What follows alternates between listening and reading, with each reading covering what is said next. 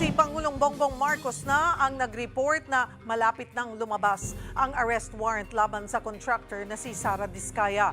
Bukod dyan, ilan pang wanted na DPWH officials umano ang nagpahayag na rin ng intensyong sumuko. Para bigyan ng mukha ang balita, Mobile Journal, Julie Baiza. Inaasahan na rin nating lalabas ang warrant of arrest na ni Sara Diskaya itong linggong ito at hindi na rin magtatagal ang pag-aresto sa kanya. Pahayag ito ni Pangulong Bongbong Marcos ilang araw matapos maghain ng ombudsman ng malversation charges laban sa kontraktor na si Sara Diskaya kaugnay ng 96.5 million peso ghost infrastructure project sa Davao Occidental.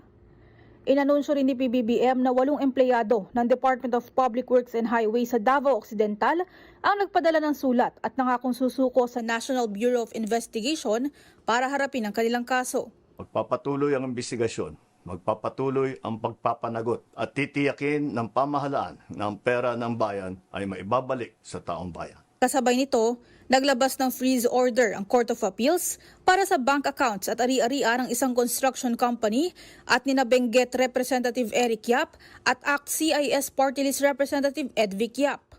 Sakop ng freeze order ang mga account at ari-arian ng Silver Wolves Construction Corporation at Skyyard Aviation Corporation, pati na rin ang mga personal account at asset ng mga individual na nasangkot sa investigasyon. Kabilang ay si Congressman Eric Yap at Ed Vic Yap. Una nang nadawit sa anomalya sa flood control si Congressman Eric Yap ng pangalanan sa pagdinig sa Senado na siyang nag-deliver umano ng mali-maletang pera sa bahay ni dating Ako Bicol Party List Representative Zaldico.